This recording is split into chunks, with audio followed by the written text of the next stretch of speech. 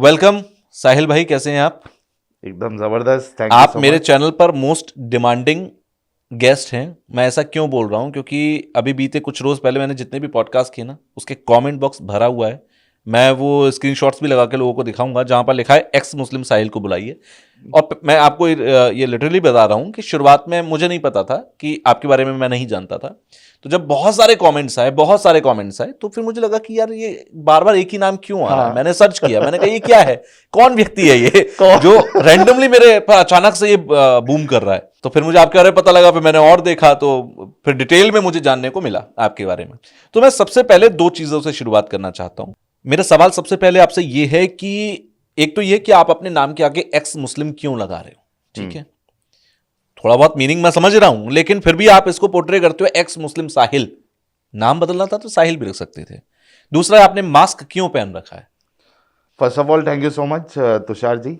और उन सारे मेरे वॉरियर्स को थैंक यू जिन्होंने कमेंट जिहाद किया। हम इसको कमेंट जिहाद करते हैं। असल में जो हमारे जो वॉरियर्स है, they understand that you know how important it is to let the people know about the real Islam. तो इस वजह से वो खुद से, उनको ना कोई लालच है ना कोई, बस अपनी सेफ्टी और हमारे देश को कैसे आगे बढ़ाना है, उसमें इस काम का जो मैं और मेरे कुछ साथी कर रहे हैं, जो इस एक्टिविज्म का हिस्सा है, वो क्यों ज़रूरी है, दे अंडरस्टैंड दैट। इस वजह से वो जहाँ भी ऐसा लगता है कि यार एक स्टेज मिलना चाहिए, वहाँ पे जाके ऑटोमेटिकली कमेंट जिहाद करते हैं। वो कभी कभी हम अपनी स्ट्रीम में ही बोलते हैं कि जाके कर दो, ताकि जो है ज़्यादा लोगों तक हमारी रीच पहुँच सके।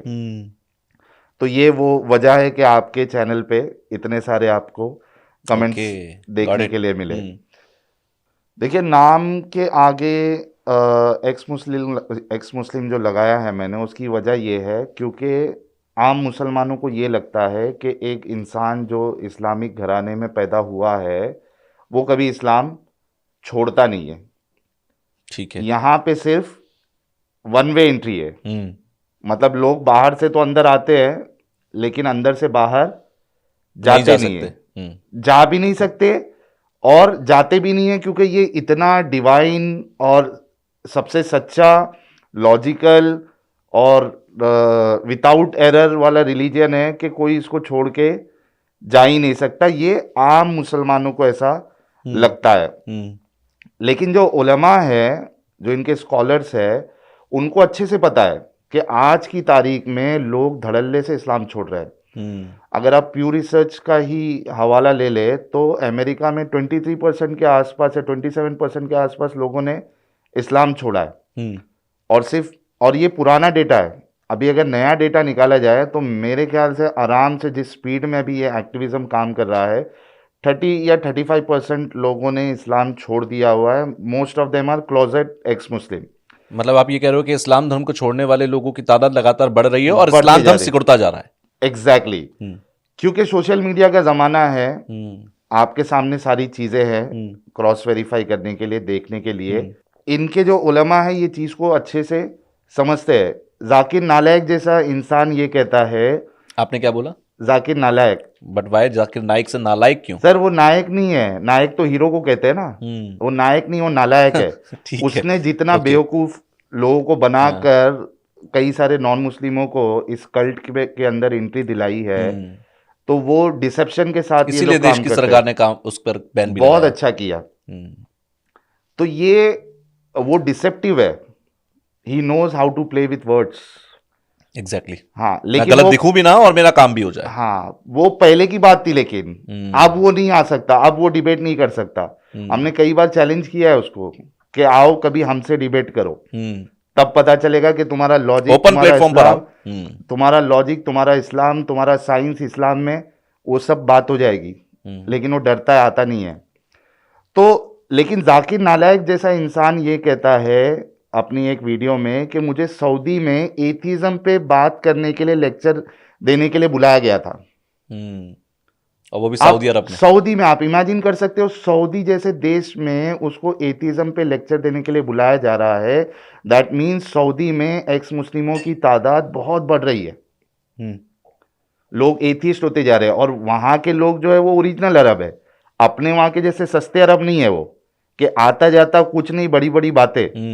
उनकी तो मदर टंग है, वो समझते हैं कि यार ये जिसको डिवाइन बुक कहा जा रहा है, ये क्या इसमें कोई डिविनिटी तो कुछ नज़र नहीं आ रही है, लैंग्वेज के हिसाब से भी एकदम अप टू द मार्क है नहीं है, ग्रामेटिकल एरर्स है, कई सारी चीज़ें उसमें प्रॉब्लमेटिक है। बिल्कुल। तो वो तो समझ चुके हैं, वो इस्लाम से निकल कर वो अपनी ज़िंदगी खुशहाली से जी रहे। बल्कि हमारे जो हज़रत MBS साहब है, रहमतुल्लाह अलैह कहता हूं, उनको कहना चाहिए। MBS समझ रहे ना? नहीं, फुल फॉर्म बताइए थोड़ा सा। सर सऊदी के MBS साहब, हजरत अच्छा, MBS साहब ओके। को आप सर क्या कहते हैं ठीक। आप? तो हम उनको मैं शायद हजरत बोला तो आप कंफ्यूज हो गए। हाँ हाँ हाँ। तो वो हमारे हजरत MBS जो है वो हमारे उस्ताद है। अब मसला ये है कि वो खुल के ये बोल नहीं सकते कि मैं एथियस्ट हो गया हूँ या एक्स मुस्लिम हूँ, लेकिन जितने उनके काम है, आप उनके काम आप तो अच्छे से जानते होंगे, आप खुद एक जर्नलिस्ट है। तो उनके जितने काम हैं वो इस्लाम से सऊदी को पाक करते जा रहे हैं। अभी सऊदी के आसपास में, जहाँ मक्का है उसके आसपास में अभी जो सिटी बन रही है उसमें थिएटर्स भी है, बहुत कुछ बदल रहा है वहां। और अनकरीब है कि वो वहाँ पे जो है आपको फिर थोड़े दिनों में, जैसे दुबई में मंदिर का निर्माण बहुत बड़ा हुआ, मंदिर बनाया गया। हाँ उसी तरीके से मुझे ऐसा लगता है कि आने वाले कुछ सालों में वहाँ पे भी मंदिर आपको दिख जाएगा, और ये सस्ते अरब रोते बैठेंगे और MBS साहब वहाँ का पूरा नक्शा बदल देंगे। तो बताने का मकसद ये है कि सऊदी जैसे देशों में भी लोग इस्लाम धड़ल्ले से छोड़ रहे हैं। ईरान का एक अभी कुछ महीनों पहले आर्टिकल आया था कि 55,000 के आसपास, if I am not wrong, मस्जिदों में नमाज पढ़ने वाले ही नहीं है, बंद करने के कगार पे है ईरान। सोचिए आप, तो लोग इस्लाम छोड़ रहे हैं, लेकिन उलमा तो ये जाहिर कर रहे हैं कि यार लोग इस्लाम छोड़ रहे हैं, लेकिन जो नॉर्मल मुसलमान होते हैं, और ख़ास करके हमारे वाले जो सस्ते अरब यहाँ के जो मोमिन हजरात है, मुसाफिर हजरात, उनको ऐसा लगता है कि यार जो इस्लाम में वो कभी बाहर जाएगा ही नहीं, जाएगा ही नहीं। क्यों? क्योंकि ये खुद तो कभी पढ़ते नहीं है, ये है गुलाम इनके उलमा के। जितना जुमा के खुतबे में जाके सुन लिया, जितना कोई मौलाना का बयान सुन लिया, वो उतने तक ही महदूद है। एक कहावत कही जाती है कि सावन के अंधे को हर तरफ हरा ही हरा नजर आता है। क्या मिसाल ये दी उन है लोगों सर, के लिए ही है, वो अपनी एक क्या आंखें बंद करके बैठे हैं जी, यही है। क्या मिसाल दी आपने। तो अब ये तो पढ़ते हैं नहीं कभी कुरान। मैंने ये बात कई बार कही है, आपको भी बताता हूं मैं, ताकि आपके चैनल से जो लोग देखेंगे उनको पता चले। जिम्मेदारी के साथ कहता हूं, ग्राउंड लेवल पे 95% से ज्यादा मुसलमानों ने आज तक माने के साथ, यानी मीनिंग के साथ, उन्होंने मुकम्मल कुरान कभी पढ़ा ही नहीं है। और कहते हैं कि इस्लाम के अंदर जब बच्चा 2-3 साल का होता है तो उसे कुरान पढ़ाई जाती है सबसे पहले। नहीं, असल में अभी मैं आपको डिफरेंस बताता हूँ। एक है पढ़ना तोते की तरह जी, कि आप सिर्फ पढ़ रहे हो, आपको उसका मतलब नहीं मालूम, आपको लैंग्वेज नहीं मालूम, आपको बस वो कैसे रीड करना है, रटना है, हाँ उतना सिखा दिया गया है कि भाई ये अल्हम्दुलिल्लाह रब्बिल आलमीन, अलिफ बा ता सा जीम हा खा दाल जाल, जो अल्फ़ाबेट्स है अरबिक के, फिर उसको मिलाना कैसा है, मतलब सिर्फ इतना कि ये इसको रीड कैसे करना, वो भी ढंग से नहीं आता उनको। अरे आम मुसलमानों का छोड़ दो, जो नमाज पढ़ाते हैं मुल्ला मौलवी, वो तक भी कुरान जो है सही से नहीं पढ़ सकते, वो मिस्टेक करते, जो उसके कायदे है।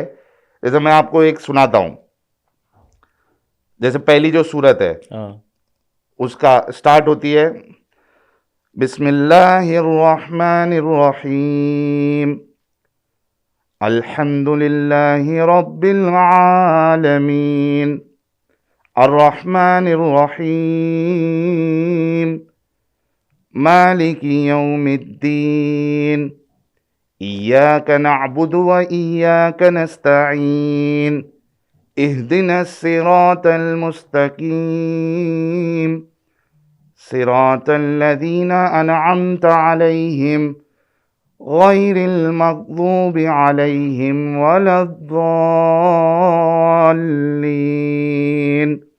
आमीन। अब देखिए, इसमें कुछ इसके कायदे होते हैं पढ़ने के। मतलब क्या था इसका? फर्स्ट चैप्टर है ये, अच्छा, कुरान का फर्स्ट चैप्टर। कुरान का फर्स्ट चैप्टर। ऐसा देखा जाएगा तो कुरान जो सबसे पहले आयत नाजिल हुई वो इकरा थी, अच्छा। वो है तुम्हारी 96 या 76 वाले नंबर पे है चैप्टर, जो पहले रिवील हुआ था। ओके, जो सबसे पहले रिवील हुआ। वो उसको पहुंचा दिए लोग ने आगे। 76 पे। और ये पहला है सूरह फातिहा, ये चैप्टर 1 है। इसमें भी अल्लाह, पता नहीं अल्लाह कौन से अल्लाह की तारीफ करने के लिए कह रहा है। अल्हम्दुलिल्लाहि रब्बिल आलमीन, तमाम किस्म की तारीफ अल्लाह ही के लिए, नहीं रब के लिए, अल्हम्दुलिल्लाहि रब्बिल आलमीन। तो तमाम किस्म की तारीफ अल्लाह के लिए जो सारे जहानों का रब है, सारे आलमों का रब है। तो अब ये कौन सा अल्लाह, किस अल्लाह की बात कर रहा है? जबकि अल्लाह को ही सबसे ऊपर बताया गया इस्लाम में। तो इसमें यह होना चाहिए था कि तमाम किस्म की तारीफ मेरे लिए जो कि मैं रब हूं। अल्लाह रिवील कर रहा है ना कुरान की आयत। तो ये इसका अंदाज इस तरीके से होना चाहिए था कि सभी किस्म की तारीफ मेरे लिए जो कि सारे जहानों का रब है। अब लिखने वाला लिख रहा है कि सभी किस्म की तारीफ अल्लाह के लिए जो सारे जहानों का रब है। मतलब आप अपने लिए तो ये बात नहीं कहेंगे इस तरीके से। फिर वो कौन है? हाँ, तो वो किस अल्लाह की बात कर रहा है? तो इसका मतलब ये है कि कुरान को किसी खुदा ने नहीं भेजा था, कोई इंसान लिख रहा था जो खुदा को पॉइंट बना के लिख रहा था। जिसे हम खुदा समझ रहे थे वो किसी और खुदा को बता रहा था। हाँ, मतलब वो जो लिख रहा था वो किसी अल्लाह के बारे में, किसी खुदा के बारे में लिख रहा था। तो ये खुदा की तरफ से किताब नहीं है। एक चीज ये, बिल्कुल। तो हम फिर से अपने सवाल की तरफ आते हैं। तो मुसलमानों ने कुरान को समझ के पढ़ा ही नहीं है, उन्होंने खाली पढ़ना सीखा है, जिन लोगों ने सीखा भी है, और सही से वो पढ़ना भी नहीं जानते। तो उनको तो पता ही नहीं इस्लाम क्या है, उनको पता ही नहीं है रसूल की जिंदगी क्या है। बस उनको बताया गया कि भाई ये हमारा वाला सच्चा, बाकी सारे गलत। आपकी इस बात पे मुझे तारिक फतेह साहब की एक बात याद आ जाती है, जिसमें वो कहते हैं कि एक है अल्लाह का इस्लाम और एक है मौलवियों का इस्लाम। हाँ, तो ये मौलवियों का इस्लाम चल रहा है बाहर जो चल रहा है। मैं एग्री नहीं करता हूँ। अच्छा। With due respect. हाँ। देखिए, तारिक फतेह अली साहब को कोई मुसलमान नहीं समझता था। वो गलत फहमी में रह ले कि मैं मुसलमान हूँ। मुसलमान उनको मुसलमान ही गालियां देते थे, ठीक है। तो विद ड्यू रिस्पेक्ट, वो अपने तरफ से काम कर रहे थे, वो भी शायद इस्लाम से ही लोगों को हकीकत बताना चाह रहे थे। कोई अल्लाह, कोई मौलवी, अलग अलग इस्लाम नहीं है। इस्लाम एक ही है, जो कुरान में है, जो हदीस में है, वही एक इस्लाम है।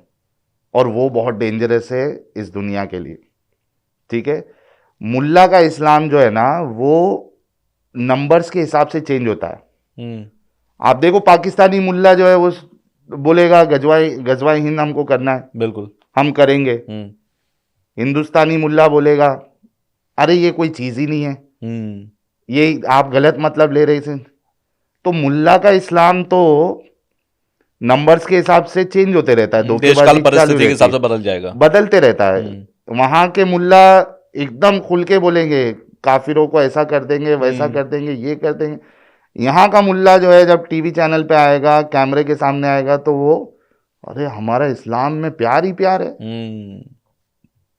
हमारे इस्लाम से कोई अच्छा है, इसमें तो काफिरों की इज्जत करना है, पड़ोसी की ये करना है, वो करना। इसका इस्लाम नंबर्स के हिसाब से चेंज हो गया। जिस दिन यहाँ नंबर्स बढ़ गया, इसका इस्लाम भी उसके इस्लाम की तरह हो जाएगा। बिल्कुल।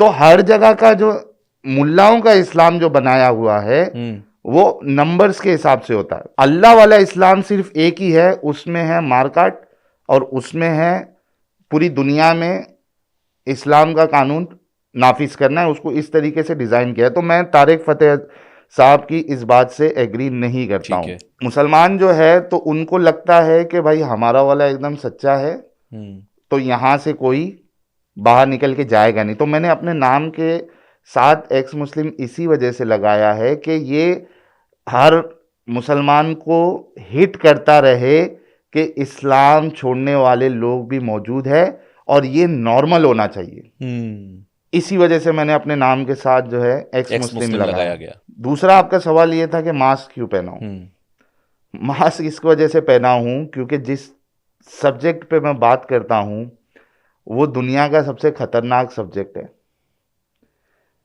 नुपुर शर्मा जी के टाइम पे क्या हुआ था। कन्हैया लाल जी के साथ क्या हुआ? नुपुर शर्मा जी तो समझो कि बहुत ज्यादा सेफ्टी में थी, एग्जैक्टली। तो बच गई।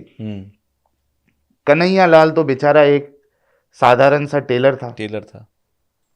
फिर वो महाराष्ट्र का जो केस था, ऐसे कई सारे उसके केसेस साथ सामने आए उसके कई बाद। सारे केसेस सामने आए। तो ये जो सब्जेक्ट जिस पे मैं बात करता हूँ ये बहुत ज्यादा डेंजरस है, क्योंकि मुसलमान जो है वो दिमागी अपंग होता है। जो कह दिया, जो ऊपर से आ गया, उसको फॉलो करो बस। फॉलो करो, दिमागी अपंग होता है मिशन वो। बना लेते हैं उसको। और इस लेवल का दिमागी अपंग बना दिया इनको, मुसलमानों को। और मेरी बहुत सहानुभूति है या मुझे बहुत फिक्र होती है, क्योंकि मैं उस कम्युनिटी से आया हूँ। बिल्कुल। तो मेरे लिए तो मुसलमान जो है वो भाई है मेरे। बिल्कुल।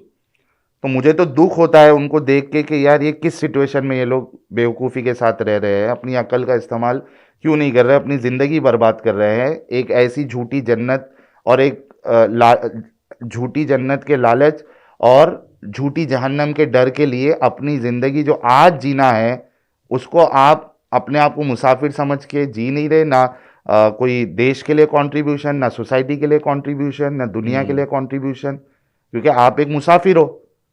मुसाफिर क्या करता है? अभी मैं होटल में रह रहा हूँ तो होटल का रिपेयर थोड़ी ना करते बैठूंगा। सही बात है। रुकूंगा, चला जाऊंगा। रुकूंगा, मैं चला जाऊंगा। हाँ, दूसरे लोग जो किए वहां पे उसका फायदा पूरा उठाऊंगा। तो मोमिन हजरात भी दूसरे जितने जिन्होंने अपनी अकल लगाई, रिसर्च की, वो सारा फायदा उठाएंगे, अपना कंट्रीब्यूशन कुछ नहीं। क्योंकि जब दिमाग में पहले से ही डाला गया है कि भाई आप मुसाफिर हो, आप यहाँ पे थोड़े वक्त के लिए आए हो, सिर्फ अल्लाह को खुश करने के लिए आए हो, अल्लाह के लिए जिहाद करने के लिए आए हो, अल्लाह का कानून नाफिज करने के लिए आए हो, और उसके बाद आपकी असल ज़िंदगी हमेशा हमेशा वाली जन्नत वाली है या जहन्नम वाली है, तो वो क्या कंट्रीब्यूट करेगा सोसाइटी के लिए? सवाल ही नहीं उठता। बिल्कुल। तो मुझे तो उल्टा देख के मुझे तकलीफ होती है, और मैं चाहता हूं कि, और इसी वजह से मैं एक्टिविज्म कर रहा हूं कि उन तक बात पहुंचे, वो अकल वाले बने।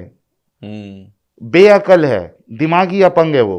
आप, और इसमें ऐसा नहीं है कि एक जाहिल और अनपढ़ मुसलमान दिमागी अपंग है, नहीं नहीं नहीं।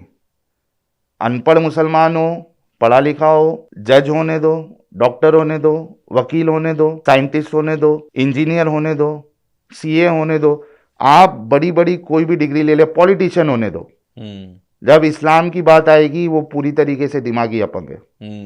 उसका दिमाग काम करना बंद कर देगा। काम कैसे करता? दिमागी अपंग बनता कैसे है ये? मैंने कहा ना कि बचपन से उसको इस तरीके से उसके दिमाग में ठूसा जाता है कि हमारा वाला ही सच्चा। हमारे नबी ने जो बोल दिया, हमारे नबी दुनिया के सबसे बेहतरीन नमूना है। तो खुद कुरान कहता है, लक़द कान लकुम फ़ी रसूलिल्लाहि उस्वतुन हसना, रसूलुल्लाह की ज़िंदगी तुम्हारे लिए बेहतरीन नमूना है। अच्छा। रसूलुल्लाह के बारे में कहता है कि रसूलुल्लाह का अखलाक जो है वो आला मकाम पे, एकदम खुलुकिन अजीम। तो हमारे रसूल एकदम सबसे अच्छे, सबसे सच्चे, उनके सब काम सब अच्छे, किसी पे सवाल नहीं उठाया जा सकता। इस्लाम सच्चा। अगर कोई बात इस्लाम की साइंस के खिलाफ जा रही है तो साइंस गलत है, इस्लाम सही है। अगर कोई बात ऐसा आपको लग रहा है कि ये ह्यूमैनिटी के खिलाफ है तो आपकी अकल गलत है, इस्लाम सही है।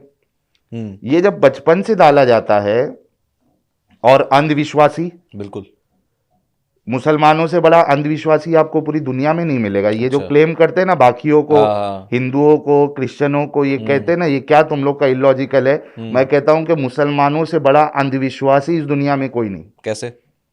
सर आप बताइए कि रसूलुल्लाह जो है, जो नुपुर शर्मा जी ने कहा था कि जो मिराज का वाकया हुआ था, रसूलुल्लाह एक ऐसे जानवर जो कि गधे से ऊंचा और घोड़े से नीचा है, उस पर बैठ के रसूलुल्लाह 7 आसमान के ऊपर अर्श पे गए थे।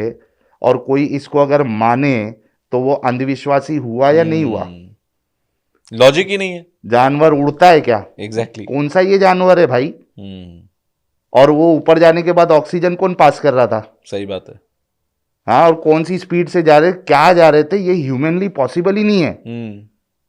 और वो जमाने में 1400 साल पहले, जहां पे ये इतने ये लोग दिमागी अपंग थे यानी दिमागी अपंग इन दी सेंस रसूलुल्लाह तो बहुत दिमाग वाले थे, वरना इतना ये पूरा इस्लाम नहीं खड़ा कर पाता। खड़ा नहीं कर पाते, और ये बेवकूफ उनको मानते नहीं दिमागी अपंग हमारे। तो दिमाग वाले बहुत थे ये मामले में, लेकिन साइंटिफिकली आप देखें, सोसाइटी वाइज देखें, तो उनके पास तो बाथरूम तक नहीं था, टॉयलेट तक नहीं था घर पे। वही आप इंडिक सिविलाइजेशन देख लीजिए, सही बात है। 7-8 हजार पुरानी है ना, हाँ बिल्कुल। उसमें वो जो उसका पूरा जो एक्सकवेशन सारा किया हुआ सारा है, सिस्टम था, पूरा सिस्टम था उनका, मल्टी फ्लोर उनके घर और घर ड्रेनेज थे, सिस्टम प्रॉपर ड्रेनेज वे में सिस्टम थी। था, स्विमिंग पूल थे, हम्म सारी चीजें थे, 7 हजार पुराना। हम्म और ये लोग जिसको कह रहे हैं कि अल्लाह की तरफ से गाइडेंस आ रहा था, जिब्राइल था, फरिश्ते लड़ाई में आ रहे थे, एक टॉयलेट बनाने नहीं आ रहे थे। उनकी बीवियों को जाना पड़ रहा था मैदानों में। तो बेसिक नीड्स पूरी नहीं थी और यहाँ हम युद्ध लड़ रहे हैं।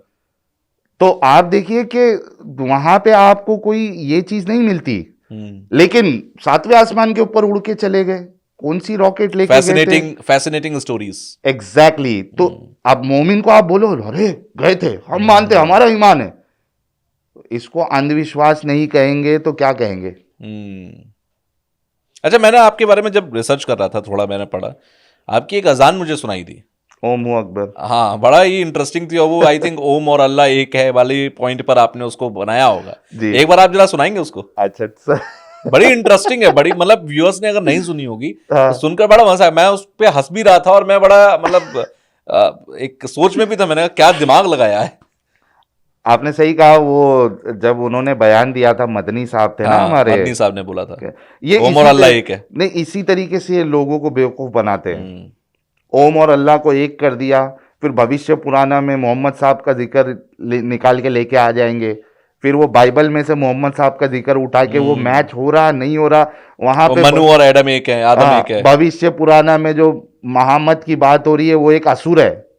हाँ, लेकिन ये उसको मतलब लोग तो, जनता तो बेवकूफ होती, वो कौन सा चेक करने दिक्कत वाली। ये है कि जो कह दिया वो मान लिया, नीचे वाला कोई क्रॉस चेक नहीं कर रहा उसको। क्रॉस चेक कोई नहीं कर रहा है, जनता है बेवकूफ, खुश हो जा रहे, अरे हमारे नालायक साहब ने देखो खाली थोड़ी स्पीड से बोल दिया चैप्टर नंबर, भाई हम भी एक जमाने में थे, मैं भी फैन था, तो हम थोड़ी ना जाके क्रॉस चेक करते थे। वो इसी वजह से कहते हैं ना, अगर आप एक अच्छे ओरेटर है तो आप लोगों को, आपकी बात पे, आपके झूठ पे भी यकीन कर लेगा। लोग हिटलर कहता आपके था कि झूठ झूठ पे, को ऐसे बोलो कि हाँ, इंसान उसे सच मानकर चले। एग्जैक्टली। तो उन्होंने जब इस तरीके का बयान दिया था, तो मैं बोला जब ओम और अल्लाह एक ही है, तो आप चाहे अल्लाह बोलो या चाहे ओम बोलो बोलो, तो मदनी साहब के हिसाब से आपको बात ठीक है। दिक्कत नहीं होना चाहिए। तो अगर इतना ही सेक्युलरिज्म का कीड़ा आपके अंदर है, वन साइड, हालांकि सेक्युलरिज्म वन साइडेड होता है, ये तो धोखेबाजी है, लेकिन अगर वाकई में आप अपने आप को सेक्युलर मानते हो तो मस्जिदों में फिर ये वाली अजान दिया करो। तो वो ऐसी थी। अब पता नहीं, मेरा क्योंकि गला जो है बहुत दिन से सही नहीं है, लेकिन मैं ट्राई करता हूँ। ये था, ओम हूँ अकबर, ओम हूँ अकबर, ओम हूँ अकबर, ओम हूँ अकबर, अशहदु अन ला इलाहा इल्लल ओम, अशहदु अन ला इलाहा इल्लल ओम, अशहदु अन्ना मनु रसूलुल ओम, अशहदु अन्ना मनु रसूलुल ओम, हय्या अला श्री कृष्णा, हय्या अला श्री कृष्णा,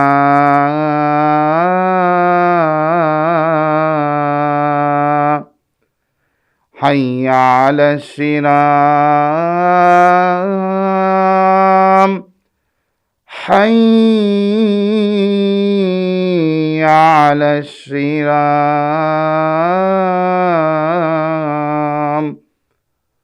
ओम हूँ अकबर, ओम हूँ अकबर, ला इलाहा इल्लल ओम।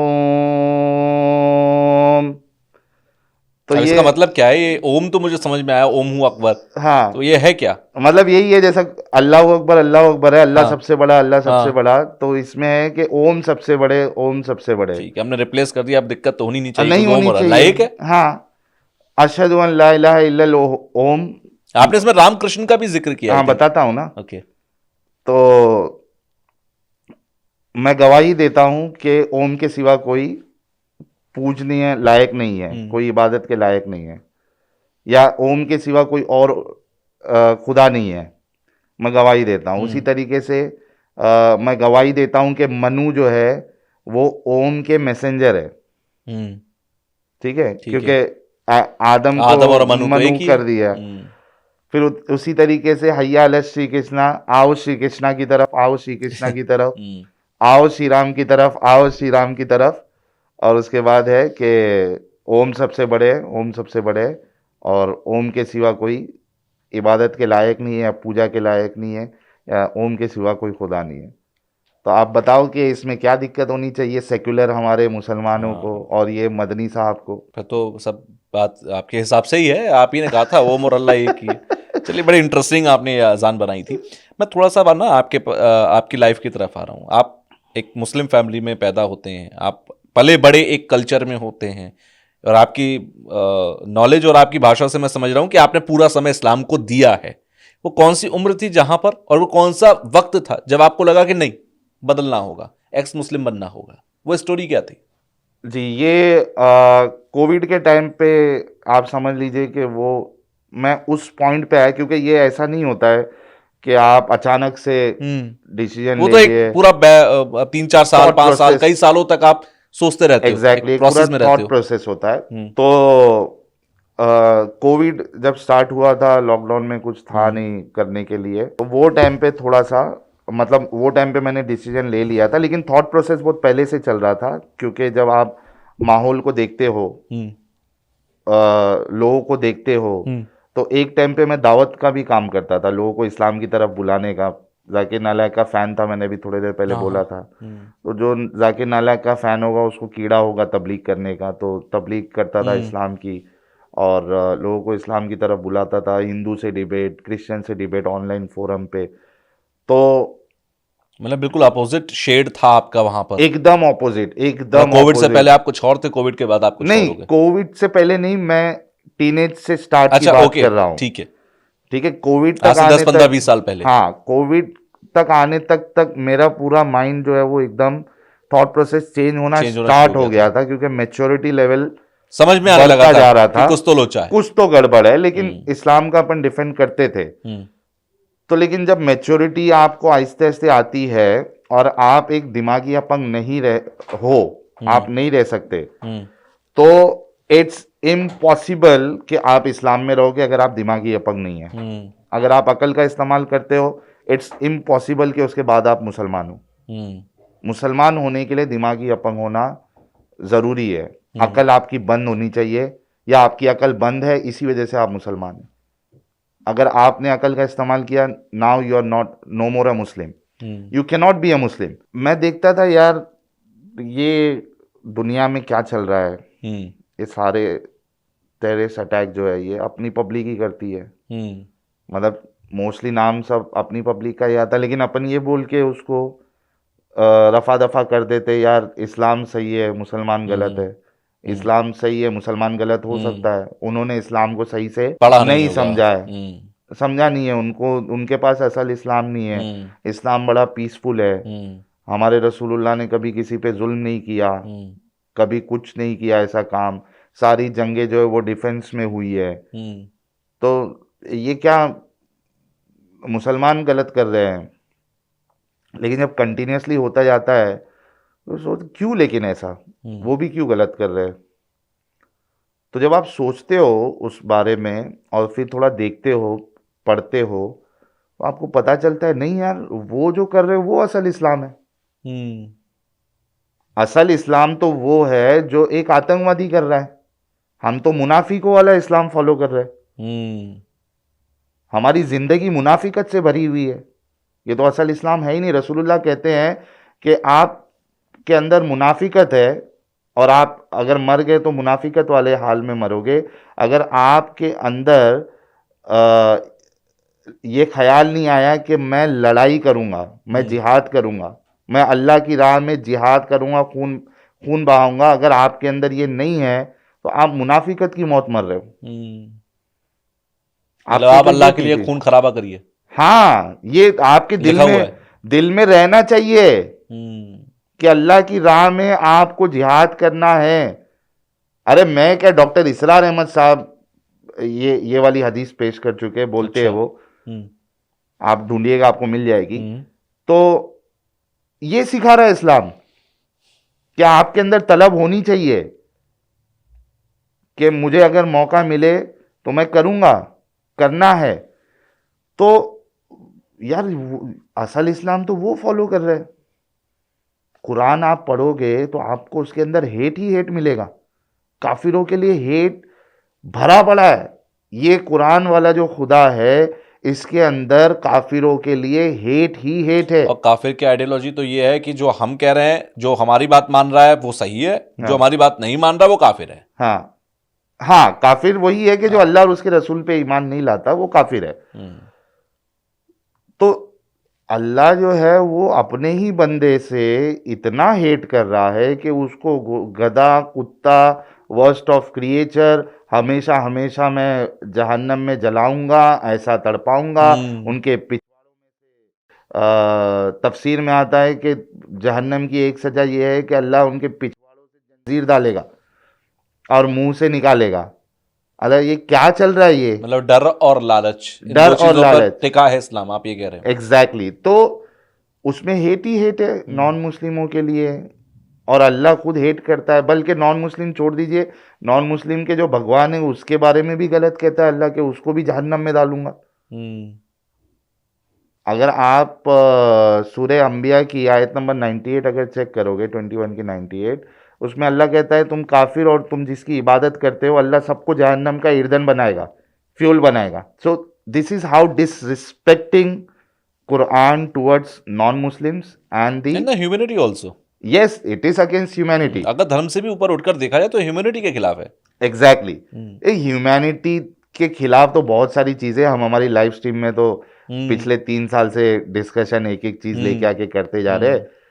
तो जब मैंने ये सब चीज देखा, और दूसरी चीज जो कॉन्सेप्ट था गॉड का इस्लाम में, उसको जब मैंने थोड़ा सा सोचा, मैं बोला यार ये तो वर्स्ट कॉन्सेप्ट है। गॉड का सबसे वर्स्ट कॉन्सेप्ट जो ये तो इस्लाम ही दे रहा है कि अल्लाह जो है वो तन्हे तन्हा था, अकेला था, बाकी सब चीज एग्जिस्ट ही नहीं करती थी, वो हमेशा से वो तन्हे तन्हा था। फिर उसने दुनिया बनाई, फिर उसमें उसने इंसानों को बनाया। क्यों बनाया? ताकि वो उसकी इबादत करे, ताकि उसकी वो इबादत। अरे भाई क्यों अल्लाह का को शौक स्वार्थी है तो हम में और उसमें अंतर क्या है? एग्जैक्ट। अरे क्यों इतना शौक इबादत करवाने का, क्या सही बात मिलने है। वाला? अच्छा, मुसलमानों से पूछते हैं कि अगर कोई अल्लाह की इबादत नहीं करेगा तो अल्लाह को कोई फर्क पड़ता है? नहीं नहीं, अल्लाह की खुदाई में जर्रा बराबर भी अरे भाई, तो जर्रा बराबर भी फर्क नहीं पड़ेगा तो जो इबादत नहीं करता, जो उसको नहीं मान रहा, तो उसको हमेशा हमेशा क्यों जला रहा फिर अल्लाह? कॉन्सेप्ट तो ये होना चाहिए था अगर है हिपोक्रेसी भी। है इस्लाम के कुरान में। यस, कॉन्सेप्ट तो ये होना चाहिए था कि सबसे पहली बात तो दुनिया बनाने की कोई सेंस ही नहीं बनती। मतलब मेरी जो अंडरस्टैंडिंग है इस्लाम को कॉन्सेप्ट को लेके, मुझे ये समझ में आया है कि अल्लाह जो है वो तन्हे तन्हा बोर हो चुका था। ठीक है, वो अकेला ही है, कुछ है ही नहीं, कोई क्रिएशन ही नहीं है, स्पेस ही नहीं है, कुछ भी नहीं है, और अकेला ही है, वो बोर हो गया था। उसने सोचा कुछ इंटरटेनमेंट का मसाला अपन बनाते हैं, तो क्या करेंगे? दुनिया बनाएंगे। अच्छा, दुनिया भी बनाता अल्लाह तो जितने लोग रखे उतनी ही एक दुनिया बनाता ना।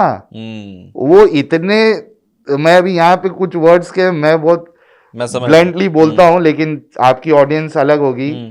थोड़े से लोग हैं, मतलब इस दुनिया में टोटल आप ले लीजिए, अपनी दुनिया ही इतनी बड़ी है। सही बात है। 70% तो उसमें वाटर बॉडीज है है ना? हम्म तो जब इंटरटेनमेंट ही चाहिए था तो वो एक गोला ही बना देता।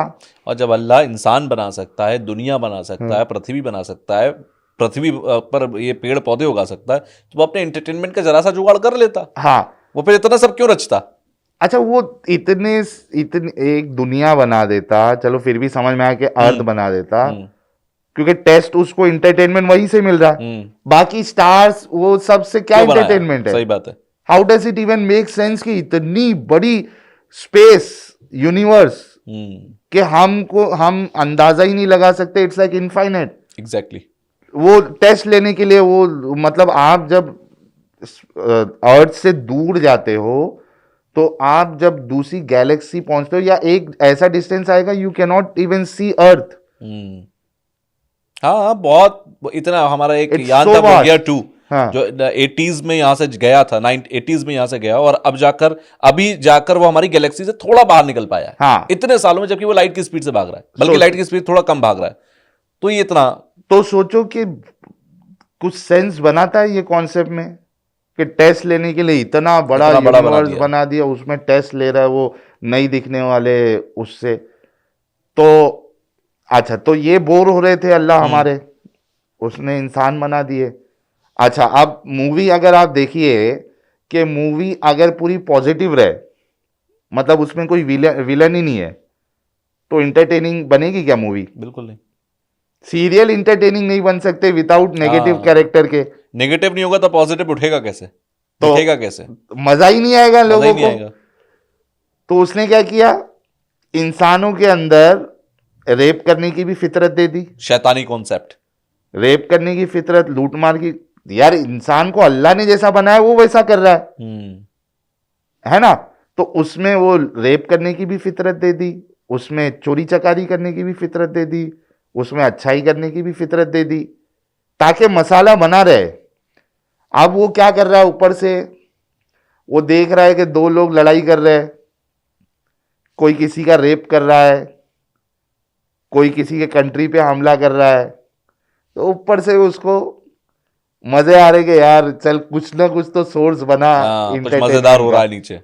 हाँ, चल और रहा है। अल्लाह को किसी के रेप होने में अगर खुशी मिल रही है तो सोचना पड़ेगा। भाई, अगर अल्लाह इतना पावरफुल है तो एक रोके ना उसको। बच्ची बच्ची का रेप हो जा रहा है, वो चिल्ला रही है, वो अपने खुदा को पुकार रही है, वो आ ही नहीं रहा उसकी मदद के लिए, बल्कि he is the reason why she is getting raped. अगर वो इंसानों को अच्छा बनाता तो बच्ची का रेप नहीं होता। बस अपनी इबादत करवाने के चक्कर में और टेस्ट लेने के चक्कर में you have let someone rape someone, right? तुमको ऐसा बनाना ही नहीं चाहिए था। टेस्ट किसी और तरीके से ले लेता, या इंटरटेनमेंट किसी और तरीके से ले। तुम्हारे इंटरटेनमेंट के चक्कर में तुमने यहाँ पे लोगों का जीना हराम करके रखा है। फिर वो जो बच्चे जो अपंग पैदा होते हैं, स्पेशली डिसेबल्ड हम Exactly. अगर यूज कर सकते, स्पेशली एबल्ड वर्ड हम यूज करेंगे, जेनेटिक डिसऑर्डर्स होते हैं, तो वो उनका क्या टेस्ट है? वो उनकी जिंदगी जो तकलीफ में जा रही है, वो क्या टेस्ट ले रहे हो आप? राइट। वो क्या आपकी इबादत करेंगे? उनको तो सेंस भी नहीं है, वो तो बैठ भी नहीं सकते, उनका तो डाइजेशन का इश्यू है, दे के not even digest food, constipation रहता है ऐसे बच्चों को। सीपी चाइल्ड आप ले लीजिए, तो भाई ये कौन सा टेस्ट है तुम्हारा? ये कौन सी इबादत कराने का तरीका है, इतनी तकलीफ देके? अपने इंटरटेनमेंट के लिए जो मेरा समझ आई है, पूरा कॉन्सेप्ट समझने के बाद, कि ये अपने इंटरटेनमेंट के लिए अल्लाह ने पूरा सत्यानाश किया। तो इस्लाम वाला जो गॉड का कॉन्सेप्ट है, that is the worst and the most illogical and nonsensical concept. तो मैंने इस बात पे गौर किया और मैंने कई लोगों से सवाल भी किए इस बारे में, उलमा से मेरी बात होती है, डिस्कशन होती है, दे डोंट हैव आंसर। बस टेस्ट बोल देंगे, फिर उस पर जब सवाल करेंगे दे हैव नो आंसर। कहां से लाएंगे answer? They have no answer. तो ये इसके बारे में जब देखा, मैंने बोला यार ये तो वर्स्ट कॉन्सेप्ट है इस्लाम का खुदा को लेके।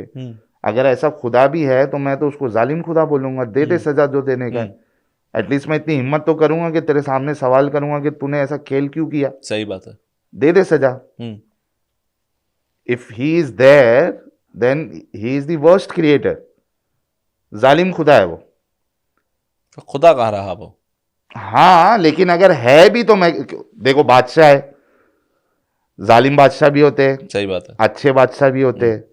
अब उसकी मर्जी है वो जुल्म करे, लेकिन मैं बोल तो सकता हूं ना, अब मेरे को सजा दे दे, मेरे को सजा दे दे, लेकिन बोल तो सकता हूं मैं। सही बात है, ज्यादा तो सारा क्या ही मैं करेगा। कह रहा हूं कि इफ ही एग्जिस्ट, इस्लाम वाला अल्लाह, और कल कयामत के दिन अगर मेरे को मौका देगा अपनी अदालत में, I will question him and I will prove him wrong कि भाई आप डिजर्व नहीं करते हो एक अच्छा खुदा होने के उसमें। तो ये चीज, फिर उसके बाद दो ही चीज है मेन इस्लाम में, एक तो है अल्लाह, दूसरा है रसूलुल्लाह। अब रसूलुल्लाह को इतना ग्लोरीफाई करके बताया जाता है कि यार दुनिया में इनसे अच्छा इंसान कोई है ही नहीं, इनको फॉलो करना है। उनकी लाइफ जब देख रहा हूं मैं तो अरे यार, ये इस शख्सियत के लिए मैं अपनी जान देने के लिए कुर्बान बैठा था। रास्ते पे निकल रहा था, कभी वो चार्ली हेब्डो में जुलूस निकल रहा है और ट्रक में बैठ के, कॉलेज से ट्रक में बैठ के जा रहे हैं उधर आजाद मैदान, ऐसी शख्सियत के लिए इनको मैं रोल मॉडल मानूं, जिन्होंने औरतों को बेचा स्लेव के नाम पे, स्लेव के साथ सेक्स किया, उनके साहबी सेक्स किए गैर औरतों को पकड़कर। ये सब डॉक्यूमेंटेड है। यस, अरे आए दिन हम स्ट्रीम करते हैं इसके ऊपर। किसी को अगर गलत लग रहा है तो अभी इसमें आरआर करना स्टार्ट कर देंगे मोमिन हजरात, ये झूठ बोल रहा है, झूठ बोल रहा है। ओ भाई झूठ बोल रहा हूं तो आओ मेरे चैनल पे और मैं आपको सबूत देता हूं।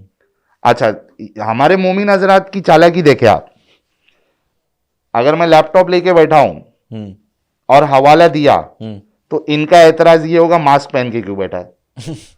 इससे क्या मतलब?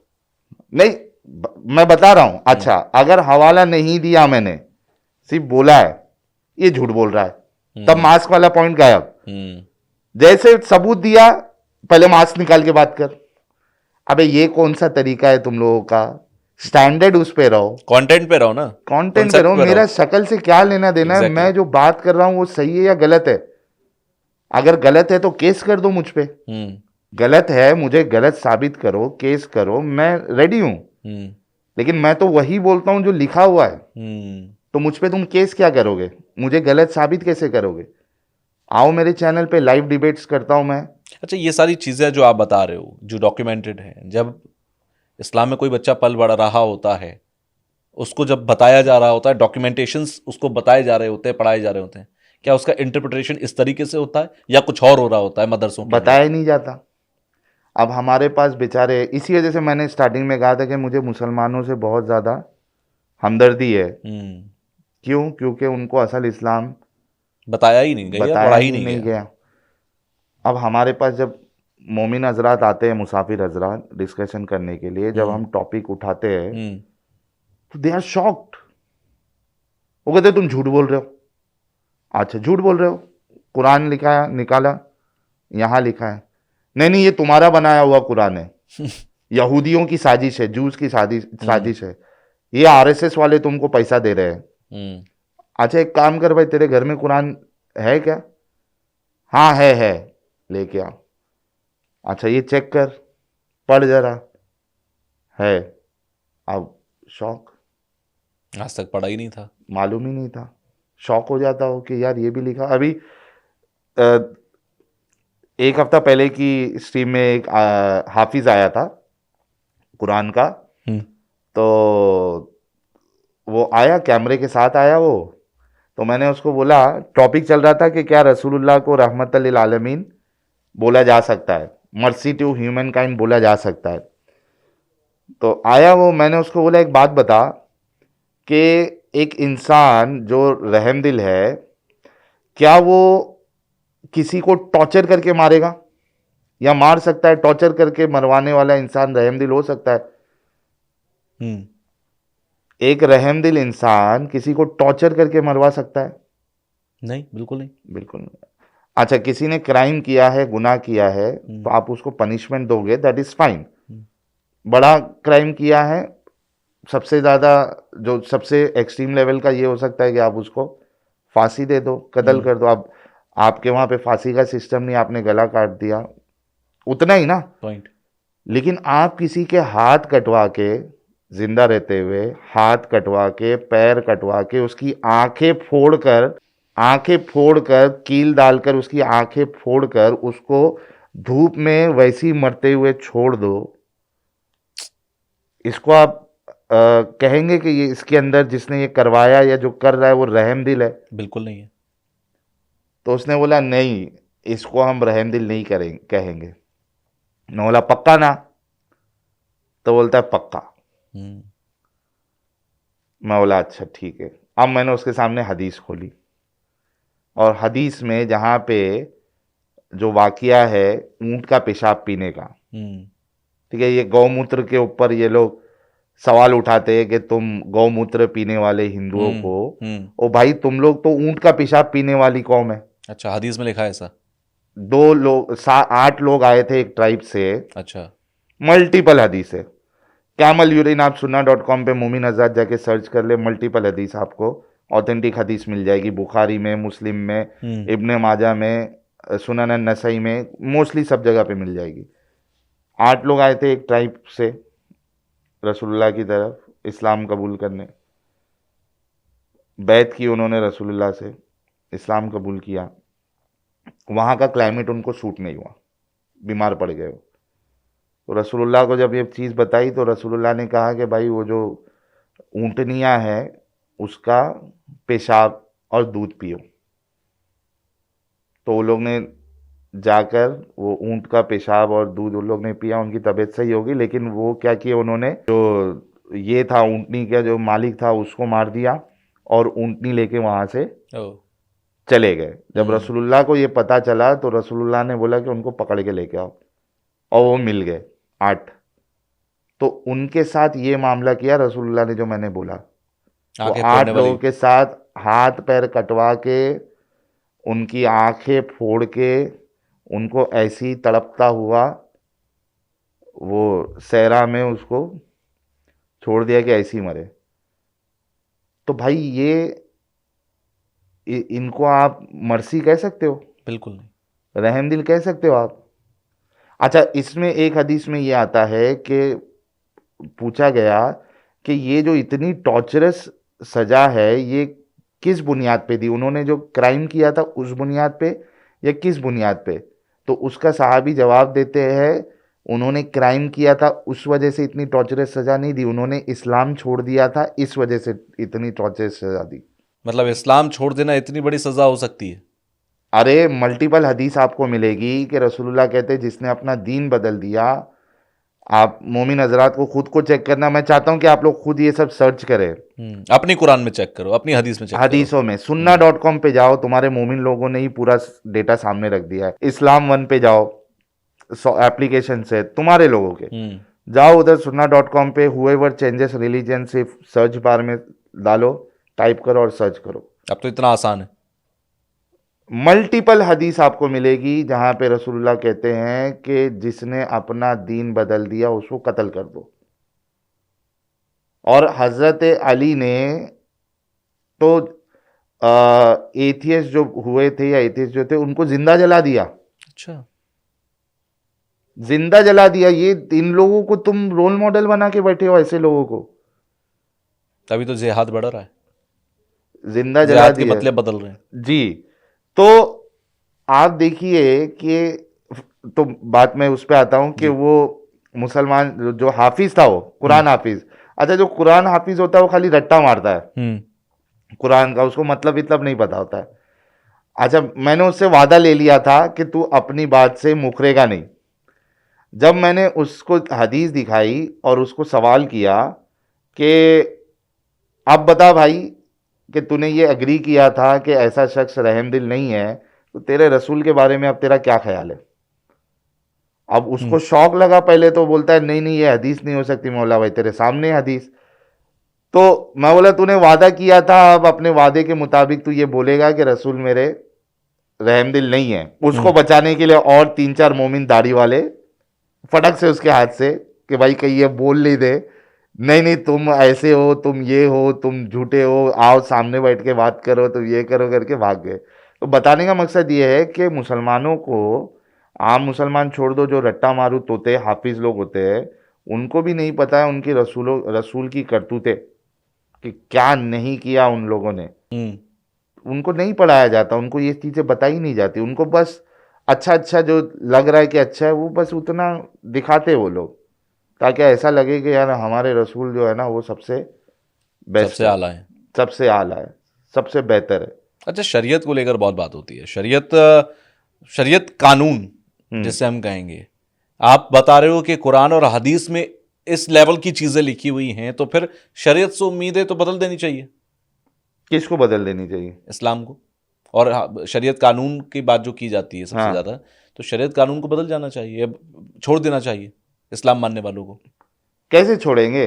आपके एक्टिविज्म से। हाँ, हमारे एक्टिविज्म से तो यही, देखिए एक्टिविज्म का मकसद ही ये है कि हमारे जो दिमागी अपंग मुसाफिर हजरात है वो सोचना अच्छा, मैंने एक स्टार्ट चीज और कर भी दें। देखी, बहुत सारे अब ऐसे एक्टिविज्म शुरू हुए हैं, हम्म। जैसे आप एक्स मुस्लिम साहिल हैं, ऐसे बहुत सारे लोग मुझे एक्स मुस्लिम लगाए हुए दिखे। हाँ, क्या ये इसकी शुरुआत है, या फिर ये एक एक आप लोगों का एक कैंपेन है जिस कैंपेन को आप बढ़ाकर रखना चाहते हैं और हमेशा जलता रहे कैंपेन? बिल्कुल, ये इस एक्टिविज्म का हिस्सा सिर्फ मैं नहीं हूँ। हम्म।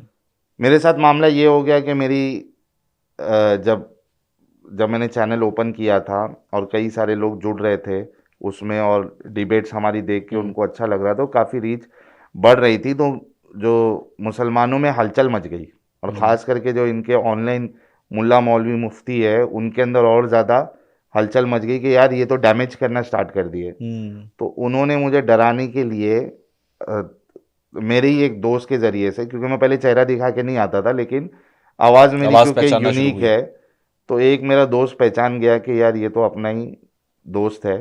तो उसने फिर जितने इस्लामिक चैनल्स थे सबको बताना शुरू किया कि भाई ये वाला बंदा है।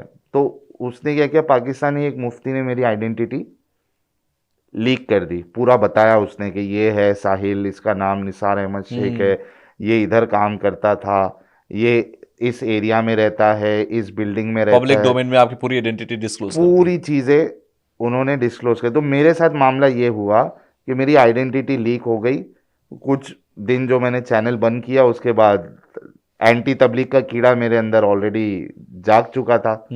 जैसे पहले तबलीग का कीड़ा जागा था वैसे एंटी तबलीग का, तो मैं रह नहीं पाया, तो मैंने फिर से, मतलब आपको उस वक्त थ्रेट था, मिला, कभी अटैक हुआ, कुछ ऐसा हुआ? नहीं अटैक तो नहीं, थ्रेट्स बहुत सारे आते हैं, क्योंकि मैं घर बार छोड़ के पहले ही निकल गया था, क्योंकि मेरे को मालूम था कि अब मेरी आइडेंटिटी लीक होने वाली है, इससे पहले यहाँ से सब छोड़ के निकल जाओ, तो मैं निकल गया था घर से। तो फिर मैं रह नहीं पा रहा था कि यार नहीं मेरे को करना है काम, तो मैं बोला चलो तुम डरा रहे थे ना मेरे को, और तुमने मेरी आइडेंटिटी लीक की ना, बंद करूँ मैं, लो अब आइडेंटिटी के साथ और चेहरे के साथ मैं करूँगा। तो मैंने चेहरा दिखा के फिर से स्टार्ट किया, डिबेट्स फिर से स्टार्ट की, फिर इंडिया टीवी गया, और इंडिया टीवी में करोड़ों लोगों ने उनके न्यूज़ चैनल पे वो देखा, जो 3 मैंने भी मौलवियों आपका की, चेहरा वहीं पर देखा था। हाँ 3 मौलवियों की जो हालत मैंने की और मेरे साथ जो थे। तो अब सीन ये है कि मेरा चेहरा सामने है, मेरी आइडेंटिटी सामने है, तो इस वजह से, और थोड़ी डेयरिंग है, इस वजह से मैं फिजिकली भी, जैसा आप बुलाए कोई दूसरे पॉडकास्ट में चला जाता हूँ, न्यूज़ चैनल पे चला जाता हूँ, तो इस वजह से लोग मेरे को थोड़ा ज़्यादा जानते हैं। लेकिन मैं इस एक्टिविज़्म का अकेले वो नहीं हूँ कि मैं ही चला रहा हूँ, मेरे साथ और भी एक्स मुस्लिम चैनल्स है, जैसे कि आप बोल रहे थे कि कई सारे लोग लगा एग्जैक्टली। के आते, तो और भी एक्स मुस्लिम चैनल्स है जो इस एक्टिविज़्म का हिस्सा है, वो लोग भी काम कर रहे हैं, उन्होंने भी इस्लाम छोड़ा है, वो भी चाहते हैं कि लोगों तक इस्लाम पहुँचे। और सिर्फ ये हिंदुस्तान में नहीं है, ये हर जगह पे पाकिस्तानी कई सारे एक्स मुस्लिम एथियस्ट है और एक्स मुस्लिम क्रिश्चियन है जो इस एक्टिविज़्म को चला रहे हैं। फिर अरब के कई सारे एक्स मुस्लिम है, ईरान के है, फिर आप जहां देख लीजिए, जर्मनी बोल लीजिए, आपको एक्स मुस्लिम चैनल मिल जाएगा। तो अच्छा, ये कोई भी एक्स मुस्लिम होता है तो वो कौन से धर्म में जाता है, या फिर वो बिना धर्म का होता है?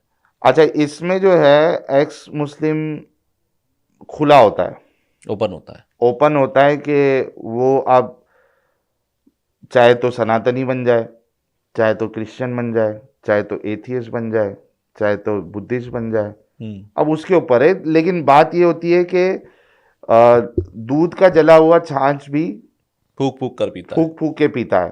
तो मैं तो एक ही सजेशन देता हूं कि अगर आप ऑलरेडी एक गंदगी से बाहर निकले हो, तो अगर आप किसी आइडियोलॉजी में जाने का सोच रहे हो, तो बी डेड श्योर कि उस आइडियोलॉजी को आपने बहुत अच्छे से पढ़ा, समझा, उसके इफ्स एंड बट्स, सारी चीज़ें, प्रोस कॉन्स, जितनी चीज़ें आपने देख के फिर आप ये फैसला ले रहे हो कि यार मुझे कोई एक आइडियोलॉजी चाहिए, क्योंकि मैं बिना आइडियोलॉजी के मैं नहीं रह सकता हूँ, या बिना खुदा के या भगवान के तस्वुर के बिना मैं नहीं रह सकता हूँ। मेरी अपनी एक आइडियोलॉजी है, मैं उसको साहिलिज्म कहता हूँ।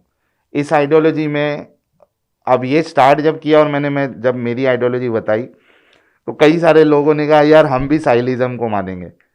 तो इस आइडियोलॉजी में हमको इस बात से फ़र्क ही नहीं पड़ता कि खुदा है या नहीं है, भगवान है या नहीं है, हमको इससे फ़र्क ही नहीं पड़ता। ठीक है। उसके होने या नहीं होने से हमारी जो ज़िंदगी है उसमें कोई फ़र्क नहीं पड़ता। इस वजह से हम इस बहस में ही नहीं पड़ते कि खुदा है या नहीं है, क्योंकि ये बहस किधर जाएगी नहीं। ना खुदा के होने वाले सही से उसको प्रूव कर पाएंगे, क्योंकि वो आसमानों में दिखता तो है नहीं। और सही बात है। सबके पैरामीटर्स जो है सोच के, एक्सेप्टेंस के, वो अलग अलग होते हैं। किसी के लिए एक खुदा का कॉन्सेप्ट लॉजिकल है, किसी के लिए मल्टीपल खुदा का कॉन्सेप्ट लॉजिकल है, किसी के लिए मूर्ति पूजा लॉजिकल है, किसी के लिए मूर्ति पूजा इलॉजिकल है। और इस्लाम के अंदर ही अंदर देखा जाए, ईरान इराक आपस में लड़े जा रहे हैं। इसमें इस्लाम का तो अभी छोड़ दो, हम तो इस्लाम से अभी थोड़ा उठ हाँ, के आ गए हैं। हाँ। इस्लाम में तो फिरके इतने हैं कि एक फिरका दूसरे फिरके को काफिर तो कहता अगर है। एक ही इस्लाम होता, एक ही हाँ, अल्लाह का इस्लाम होता, एक ही कुरान का इस्लाम होता, तो फिर आपस में मुसलमान भी बटा एक क्यों होता। होता? एग्जैक्टली तो वो तो वहां तो यार मस्जिदें उड़ा देते हैं बॉम्ब से, हम्म। शियाओं की मस्जिद में हमला एग्जैक्टली। करते हैं। तो उससे तो हम आ गए कि भाई खुदा को साबित करने वालों के पास भी कोई इतना ज़्यादा वो नहीं है। खुदा को नहीं साबित करने वाले, एकदम इनकार करने वाले, उनके पास भी उसके इनकार का इतना बड़ा कोई आर्ग्यूमेंट। तो हम इस बहस में पड़ते ही नहीं कि भाई खुदा है या नहीं है, हमको इससे फ़र्क नहीं पड़ता। हमारे लिए इंसानियत सबसे ऊपर वाली चीज़ है कि आपने दूसरे को तकलीफ नहीं देना है। ज़िंदगी इंजॉय करो, एक ही लाइफ है, अपने लिए ना कोई जन्नत है ना जहन्नम है, ना कोई रीबर्थ वाला कोई कॉन्सेप्ट है, पुनर्जन्म। मेरे को ये एक ज़िंदगी मिली है, ठीक है, इसको किसी ने दिया है या हम ऐसे ही आ गए, मुझे उससे फ़र्क नहीं पड़ता। मुझे ये खुल के जीना है, इस लाइफ को पूरा एंजॉय करना है, किसी को तकलीफ दिए बगैर। बगैर। मेरे लिए अच्छा और बुरा क्या है, जो चीज़ मैं अपने लिए पसंद करता हूँ वही मैं दूसरों के लिए पसंद करूँगा, वो चीज़ अच्छी है। जो चीज़ मेरी फैमिली के लिए मैं पसंद करता हूँ या सही समझता हूँ, वो मैं दूसरे के लिए सही समझूंगा। ये मेरा क्राइटेरिया है साइलिज्म का, सही और गलत का फ़र्क जानने के लिए। मुझे कोई आइडियोलॉजी की, इंसानियत का धर्म है आपका। हाँ नहीं, अब वो इंसानियत में भी फिर वो सामने वाला सवाल करता है तुमको क्या मालूम क्या इंसानियत है क्या नहीं है। मैंने जो क्राइटेरिया मेरे लिए बता दिया। अच्छा है दूसरे के लिए बुरा नहीं है, वो इंसानियत है। हाँ, जो चीज़ मैं अपने लिए पसंद करता हूँ, अपने घर वालों के लिए पसंद करता हूँ, वो सही है। जो चीज़ मैं खुद के लिए पसंद नहीं करूँगा, मेरे घर वालों के लिए पसंद नहीं करूँगा, वो चीज़ गलत है। ये मेरा सिंपल सा क्राइटेरिया। तो ये मेरी आइडियोलॉजी ये है साइलिज्म वाली, कि भाई हमको एक ज़िंदगी ये मिली है, खुल के जियो, मज़े करो, और लेकिन दूसरे को तकलीफ मत दो। कुरान और हदीस ये दो अलग अलग चीजें हैं। कुछ लोग ये भी कहते हैं कि कुरान तो फिर भी ठीक है, हदीस ज्यादा खराब है, या जितने भी ये हमले हैं, जितनी भी ये आतंकी सोच है, ये हदीस से आती है। क्या ये सही है? नहीं, ये बात बिल्कुल सही नहीं है। जितनी हदीस बुरी है उतना ही बुरा कुरान है।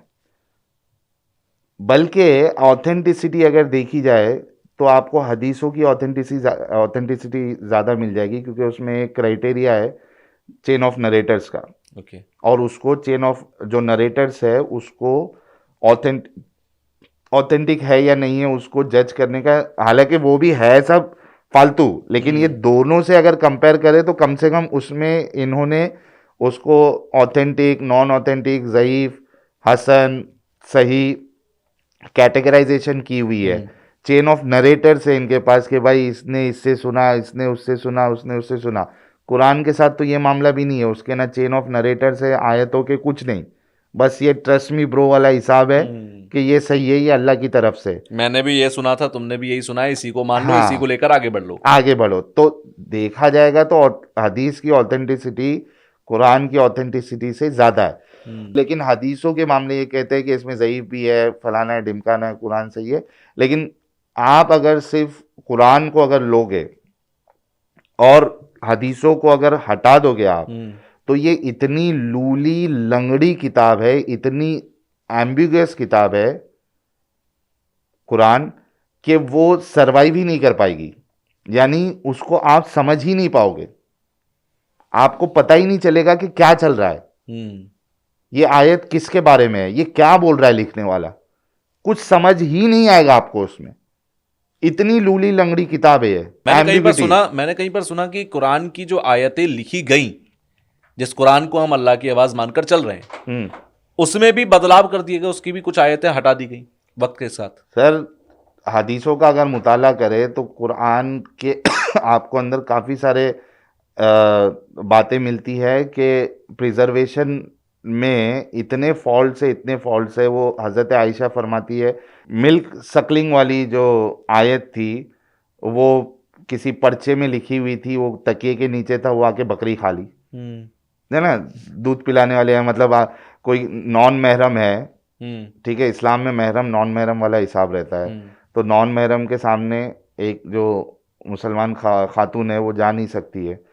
तो आप, लेकिन जैसा ऑफिस में काम कर रही है तो उसको तो आना जाना सामने पड़ेगा। तो क्या किया जाए, तो इसके लिए रसूलुल्लाह ने कहा था कि इसको 10 बार दूध पिलाओ अपना, ठीक है। उसको सकलिंग कहते हैं। तो बीच में एक फतवा भी आया था कि कोई, अभी वो रसूलुल्लाह के ज़माने में तो ऑफिस थी नहीं, नए मसले मसाइल आए थे, फतवा आया था कि अगर सऊदी या किसी आलिम का फतवा था कि अगर ऑफिस में काम कर रहे तो जो कलीग्स है उनको अपना दूध पिला दो। तो कलीग्स तो एकदम खुश हो जाएंगे, चलो तो ऐसी खतरनाक चीज़ें भी है। तो इलॉजिकल, एकदम महा इलॉजिकल। अब बेचारा जिसकी शादी नहीं हुई है, शादी तो छोड़ दो, बच्चा होने के लिए शादी होना जरूरी नहीं होता है, लेकिन इंटरकोर्स होना जरूरी होता है। तो इंटरकोर्स ही नहीं हुआ है, डिलीवरी नहीं हुई है, बच्चा नहीं हुआ है, वो दूध आएगा कहाँ से? तो इतने तो ये इलॉजिकल, ये रसूलुल्लाह और ये सारे टीम वैसी है। खैर, तो कैसा है कि कुरान की जो बातें हैं वो तो आपको हदीसों के बिना समझ में ही नहीं आएगी, आपको हदीसों का सहारा लेना। अब क्या होता है कि दिमागी अपंगता इसमें भी है, कुरान में भी है, हदीसों में भी है। अंधविश्वास कुरान में भी पड़ा है, हदीसों में भी पड़ा है। लेकिन बहुत सारी चीज़ें डिटेल में आपको रसूलुल्लाह की ज़िंदगी जो है वो हदीसों में देखने में। तो बहुत सारे मुसलमान जब हदीसों को देखते हैं, उसमें तो 55 साल के रसूलुल्लाह 9 साल की बच्ची के साथ, आयशा के साथ जो इंटरकोर्स कर रहे हैं शादी के नाम पे, वो देखते हैं, स्लेव्स का ये सब देखते हैं। तो वो क्या करते, आउटराइट हदीसों को ही रिजेक्ट कर देते, या हम मानेंगे नहीं। अरे हदीसों को तुम अगर रिजेक्ट कर दोगे तो कुरान तो खड़ा ही नहीं होता फिर बेस बनाने के लिए। आप नमाज नहीं पढ़ सकते, नमाज का तरीका कुरान में नहीं, कुरान की नहीं है, नमाज का तरीका ही नहीं है। किसने बनाया फिर? हदीसों से मिला है। सड़कों पर जाम लगाकर जो नमाज पढ़ी जा रही है, उसका तरीका कुरान में है ही नहीं। You will be shocked. Eid नहीं है कुरान में। अच्छा, ईद नहीं है, नमाज नहीं है, खतना नहीं है। और ये तो पूरे स्तंभ बने हुए हैं आज इस्लाम के। वो अल्लाह उसमें बताना भूल गया था, यहां वहां की स्टोरी बता रहा है अल्लाह, जो कि कुछ काम की नहीं। जो मेन चीज थी वो ही नहीं बताया कुरान में। अच्छा, यह लिखी गई थी शुरुआत में, बाद में हटा दी गई, ऐसा भी हो सकता है क्या? नहीं, कुरान का वो हिस्सा ही नहीं थी। कुरान का वो हिस्सा ही नहीं रहा कभी। फिर लिखी क्यों गई थी वो? वहां कहते हैं कि कुरान तो चल, इस्लाम तो चल कुरान से रहा है। अरे बाबा, रसूल, इसी वजह से तो कह रहा हूँ कि आप जब तक हदीसों को नहीं लोगे, और ये जो होते जो नहीं मानने वाले, ये बहुत रेयर परसेंटेज होता है जो नहीं मानते, वरना पूरा मुसलमान और जो आम मुसलमान है वो सारे के सारे कुरान हदीस को मानने वाले ही है। समझे? ये तो कुछ लोग आके आज बोल रहे कि हम हदीसों को नहीं मानेंगे, वरना मुसलमान जो है वो हदीसों को मानता है। तो उसको नमाज का तरीका और ये बाकी चीज़ें, खतना करना, ये सारा हदीसों में मिला। ईद अच्छा, की ना सारी चीज़ें हदीसों में हदीसों है, से मिली है। कुरान में तो है ही नहीं कुछ। ये वहाबी सोच सबसे ज्यादा आता है, का नाम आता है जब हम आतंकवाद की बात करते हैं, कश्मीर में डिस्टरबेंस की बात करते हैं, या कहीं पर भी आतंकवादी की बात होती है। वहाबियों को क्यों घसीटा जाता है जब भी ये बातें होती हैं, जिहाद की बात होती है तो? असल में क्या होता है कि इनके जो अलग अलग फ़िरके हैं, इनकी इस्लाम को लेके अंडरस्टैंडिंग अलग अलग हो जाती है। ठीक है, अब वो अगर देवबंदी है या बरेलवी है, तो ये होते हैं मुकल्लिद, मतलब इनके एक बड़े स्कॉलर है। जैसा अगर हनफी होगा तो इमाम अबू हनीफा का जो पूरा सिस्टम है उसको लेके चलता है, शाफी होगा तो इमाम शाफी का पूरा सिस्टम को लेके चलता है। तो इनके अंदर कुरान की अंडरस्टैंडिंग को लेके या हदीसों की अंडरस्टैंडिंग को लेके या इस्लाम की इंटरप्रिटेशन को लेके दे हैव डिफरेंट मेथड्स, कि भाई हम इस तरीके से मानेंगे, हम इस तरीके से मानेंगे। तो जो वहाबी होता है वो डायरेक्टली ही ट्राइज टू इम्प्लीमेंट कुरान एंड हदीस। ओके। कुरान और जो सही हदीस है वो डायरेक्टली उसको, वो कहता है कि मेरे को ये मिडिल मैन लोग नहीं चाहिए।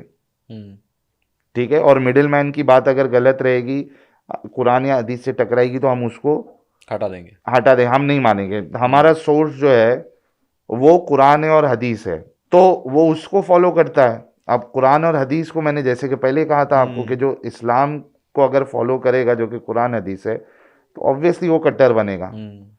वो या तो इस्लाम छोड़ देगा, वो या तो टेररिस्ट बनेगा, तीसरा कोई ऑप्शन नहीं है, मिडिल वे नहीं है। तो ये इस वजह से ये वहाबी, जैसे आईएस और ये सारे लोग हैं, ये मोस्टली आपको वहाबी कल्चर से आपको मिलेंगे। और रसूल की गुस्ताखी के नाम पे मारने वाले आपको बरेलवियों में से मिलेंगे। अच्छा। हाँ, ये जो कन्हैया लाल जी का जो एक पूरा वो कैंपेन चल रहा था उस वक्त पर। हाँ, तो ये इसमें जो है ना, ये आपको मोस्टली बरेलवी लोग मिलेंगे। रसूलुल्लाह की शान को बरकरार रखने के लिए अगर कोई कुछ कह दे तो ये से ज़्यादा खतरनाक बन जाते हैं। ये सड़कों पे आ जाएंगे, ये किसी का कत्ल कर देंगे, ये पत्थरबाजी कर देंगे। तो वो आतंकवादी हमले में वो मास्टर, और ये सब मामले में ये लोग मास्टर, मतलब है ज़ॉम्बी सारे। अच्छा, एक्स मुस्लिम साहिल का अब एक्स मुस्लिम होने के बाद क्या, क्योंकि कोई ना कोई तो आप जीवन शैली अपनाते हैं, आप कुछ ना कुछ तो तरीका अपनाते हैं, क्या आपने कोई तरीका अपनाया खुदा को मानने का? चाहे वो इस्लाम की तरह से मानते हो, चाहे वो आप सनातन धर्म के हिसाब से मानते हो, किसी भी तरह से मानते हो। अभी थोड़ी देर पहले बोला ना, मुझे इस बात से फर्क ही नहीं पड़ता कि खुदा है या नहीं है। मुझे फर्क ही नहीं पड़ता, मैं क्यों ये सब चक्कर में पड़ूं। मेरे को ना स्पिरिचुअलिटी की ज़रूरत है, मुझे ना मेडिटेशन की ज़रूरत है। I am well settle, my mind is very balance. मुझे ना स्पिरिचुअलिटी की ज़रूरत है ना मेरे, मतलब लोग भी खुद कहते हैं कि यार आप जो है मेंटली इतना स्टेबल कैसे रह सकते हो। आप स्पिरिचुअल नहीं हो, आप मेडिटेशन नहीं करते, आप वो ध्यान नहीं करते, आप बात करते हो लोगों से और सामने वाला इतना ये करता है, आप इतना स्टेबल क्यों रहते हो? तो मुझे ज़रूरत नहीं है। मैं एक ऐसे स्टेज पे हूँ जहाँ पे मुझे ना रिलीजन की, ना आइडियोलॉजी की, ना खुदा की, ना स्पिरिचुअलिटी की, ना मेडिटेशन की, किसी की ज़रूरत नहीं है। मैंने कायदा बता दिया है मेरी लाइफ का। मेरे लिए सबसे ऊपर अभी जो चीज़ है वो हमारा कॉन्स्टिट्यूशन है, because we are bound to follow that. If we are living in this nation. Yes, if we are living in this land, the law of the land is applicable on me. Exactly. तो I ensure that I do not do any, I do not break the law, या criminal काम मैं कोई नहीं करूँ। इसके अलावा I enjoy my life. मैंने कहा मेरे पास एक ज़िंदगी है, मैं इसको खुल के जी रहा हूँ, मैं इंजॉय कर रहा हूँ इसको। परेशानी भी है, मतलब बहुत कॉम्प्लिकेशन है मेरी लाइफ में, बहुत ट्विस्टेड है, बट उसके बावजूद भी मैं एकदम स्टेबल हूँ। मैं डिप्रेशन में नहीं आता, मैं ऐसा कोई परेशान नहीं होता। लेकिन जब आपकी आइडेंटिटी डिस्क्लोज हुई, हम्म। आपकी फैमिली, आपके फ्रेंड्स, आपके रिलेटिव्स, प्रेशर तो बना ही होगा और आज भी बनता होगा। बहुत, इसी वजह से मैंने कहा ना कि बहुत ट्विस्टेड मामला है मेरी लाइफ का। हम्म। बहुत सारी चीज़ें हैं बैक स्टेज में चलती है लाइफ में, लेकिन फैमिली में बहुत लोग कट्टर भी होंगे, इस्लाम को हाँ, मानने वाले भी होंगे। हाँ, इस्लाम को मानने वाले ही है सारे। मतलब कट्टरता से जो कह दिया तो वही ठीक है। हाँ, वो तो दिमाग, उसको कट्टरता नहीं कहता मैं, उसको दिमागी अपंगता कहता हूँ। हम्म। तो हमारे फैमिली वाले भी वो दिमागी अपंग ही है, जैसे दूसरे मुसलमान है ऐसे वो भी दिमागी अपंग है। उनका है कि भाई हमको बात ही नहीं करनी इस मामले में, हम हमारा इस्लाम सही है। वैसे भी डिस्कशन वहां पर होता है जहां दोनों तरफ लॉजिक्स हो। एक एग्जैक्टली तरफ लॉजिक हो और दूसरी तरफ ना हो, तो फिर वो बहस से अरे भागा ही मैं जाता है कहता वहां हूं पर कि बस। लॉजिक नहीं भी है तो कम से कम डिस्कशन वाले पॉइंट पे तो आओ। एग्जैक्टली। मुसलमानों की जो अक्सरियत है वो इस पॉइंट पे है कि हमको बात ही नहीं करना है, हम्म। हमको सुनना ही नहीं है। ये सबसे डेंजरस है।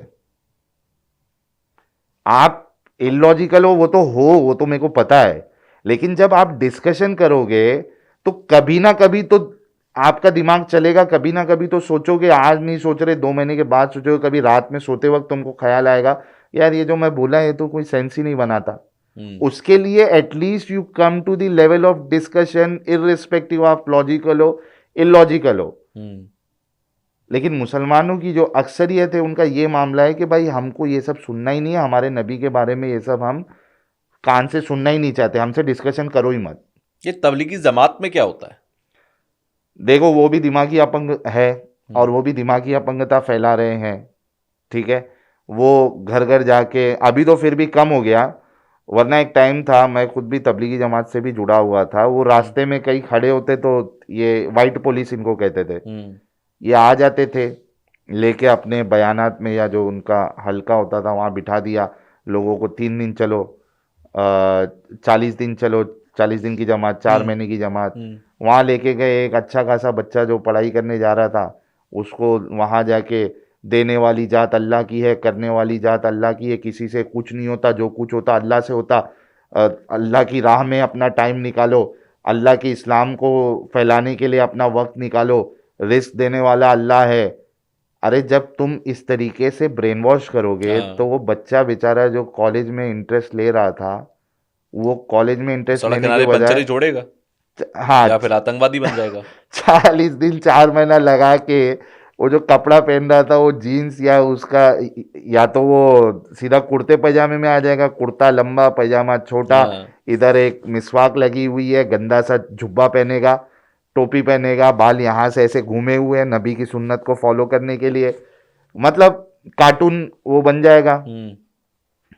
और वो पढ़ाई वढ़ाई जो है उस पर ध्यान नहीं देगा, वो सोचेगा यार मैं तो मुसाफिर हूँ, अल्लाह को हम्म। खुश करना है मुझे, लोगों को अल्लाह की तरफ बुलाना है, अल्लाह ने जितना रिस्क दिया उतना ही मिलेगा। जब अब वो तुम्हारे नसीब में अगर अल्लाह ने रखा होगा तो ही तुमको मिलेगा, चाहे तुम सही कितनी भी बात है। मेहनत करो। जब इस तरीके का तुम ब्रेन वॉश करोगे तो क्या हाल होगा। तो दे टारगेट यंग गाइस, मोस्टली जो कॉलेज में जाने वाले बच्चे हैं या 10th में है, वो पकड़ लेते हैं उनको, और फिर वो बच्चा जो है पढ़ाई लिखाई करने के बजाय वो जो है, मैं टैक्सी चला के जो है ना, जब मूड आया तब हम्म। टैक्सी चला के 100-200 रुपया घर चलाने उतना निकाल लूंगा, उसके बाद मैं अल्लाह की राह में भटकते रहूंगा। So this is how dangerous this ideology is. Saudi में तबलीगी जमात पे बैन लगा हुआ है। हम्म। मैं हमारे मोदी जी से गुजारिश करूंगा कि ये तबलीगी जमात पे इधर भी बैन लगाए, क्योंकि हमारा जो नौजवान है, देखिए चाहे मुसलमान हो चाहे गैर मुसलमान हो, एवरीवन इज इंडियन, एग्जैक्टली। और वो देश के लिए उसको करना है कुछ। हम्म। देश की सफलता ये हमारे लिए सबसे सबसे पहली ड्यूटी है, पहला इम्पोर्टेंट धर्म है। है ना। अब जो फ्यूचर है हमारा उसको तुम इतना ब्रेन वॉश करके, अगर उसको टैक्सी ड्राइवर, सारों को टैक्सी ड्राइवर और वो रास्ते में बेचने वाला अगर बना दोगे तो इसमें तो हमारा नुकसान है। बिल्कुल। तो तबलीगी जमात के ऊपर रोक लगना चाहिए, इधर भी उसको बैन करना चाहिए, ताकि ये हमारे जो नौजवान हैं उसको वर्गलाए नहीं, उनकी ब्रेन वॉशिंग ना करे।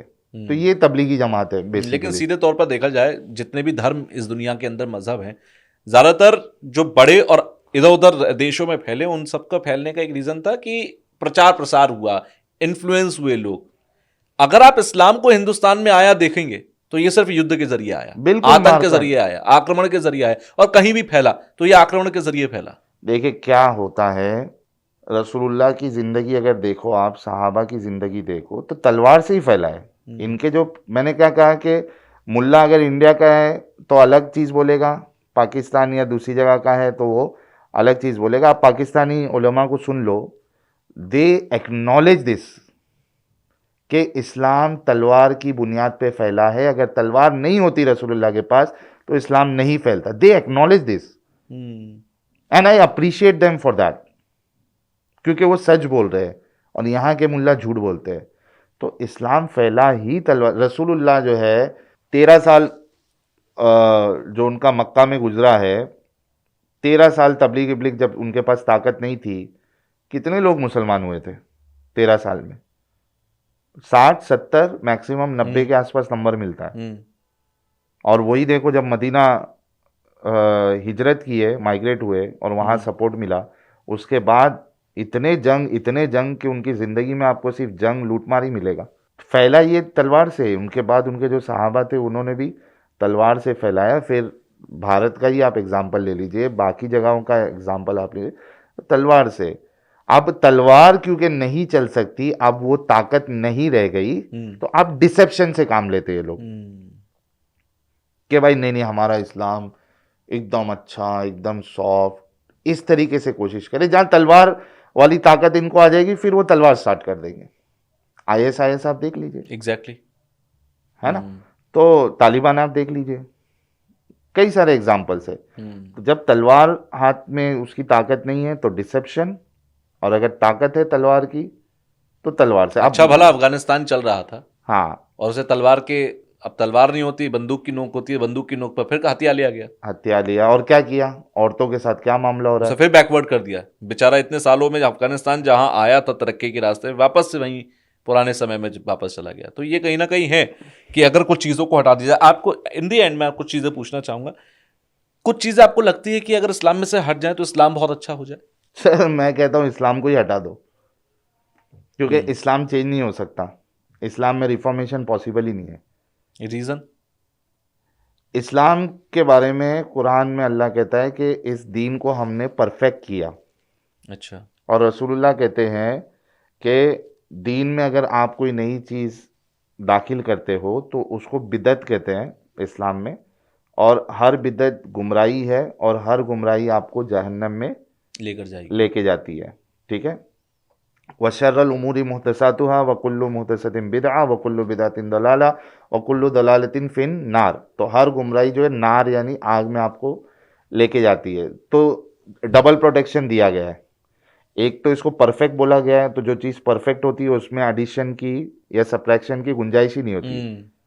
ठीक है? इम्प्रूवमेंट्स उसमें होता है जिसमें कमियां होती है। जब आप इसको पहले ही कह दिए हो ये परफेक्ट है तो उसमें अपग्रेड होने की कोई जरूरत ही नहीं है, गुंजाइश नहीं है। फिर रसूलुल्लाह ने ये भी कह दिया कि कुछ ऐड करोगे तो तुम जहन्नमी हो, तो you can not even add. तो इस्लाम जो है वो चेंज नहीं हो सकता।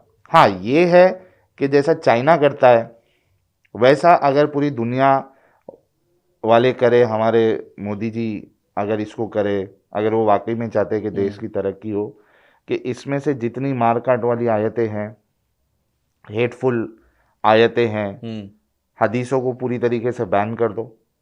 कुरान में से जितनी हेटफुल आयतें हैं काफिरों के लिए, नॉन मुस्लिम के लिए, लड़ने झगड़ने वाली जितनी आयतें, उसको निकाल दो।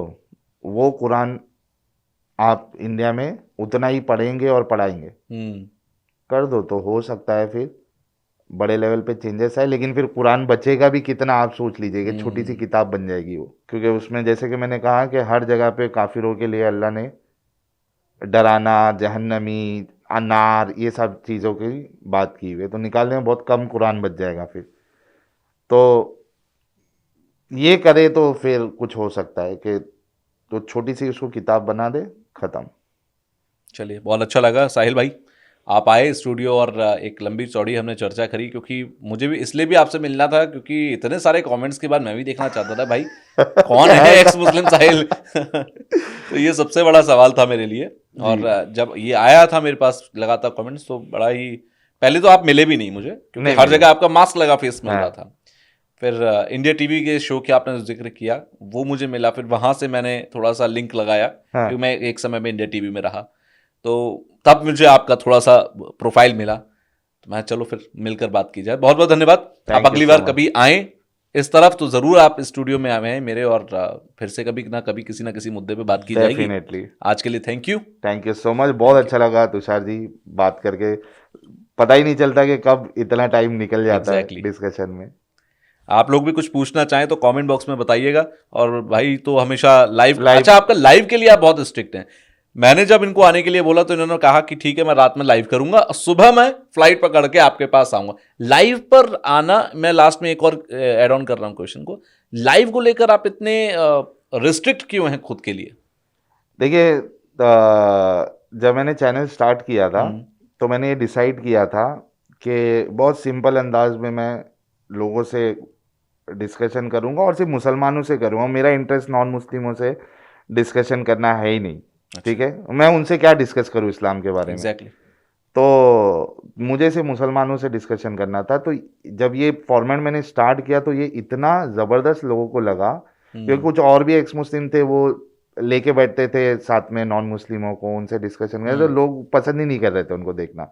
और मैं बहुत स्ट्रिक्ट था कि हमको सिर्फ मुसलमान, अगर कॉलर नहीं है हम जल्दी स्ट्रीम बंद कर देंगे, लेकिन नॉन मुस्लिमों को लेके हम बात नहीं करेंगे। अगर नॉन मुस्लिमों को, क्योंकि अब क्या होता है कि इतने सारे लोग अपने को चाहते हैं तो उनको भी बात करना होता है, तो कभी 2 महीने में 1 महीने में हम एक अलग कोई टाइम पे नॉन मोमिन स्ट्रीम कर देते कि चलो यार आप लोगों को जो कहना है कह लो। वरना हमारा जो नॉर्मल ट्यूसडे, फ्राइडे और सैटरडे एडम सीकर जो मेरे साथी है, ये 3 मैं लाइव रहता हूँ, और जो बाकी एक्स मुस्लिम है वो अलग अलग दिन में लाइव होते हैं। लेकिन हम लोगों का ये 3 दिन का लाइव है, इसमें सिर्फ हम मुसलमानों से बात करते हैं, और टाइम फिक्स होता है 9:30 बजे स्टार्ट होता है, पूरी रात मोस्टली चलता है, 4, 4:30, 5 घंटे, इतने घंटे। और इतने घंटे तक लोग भी, मतलब जब हम क्लोज करते तभी भी 3,000 3,500 लोग लाइव रहते हैं। अच्छा जी। एवरेज व्यूअरशिप हमारी 6 से 7,000 है।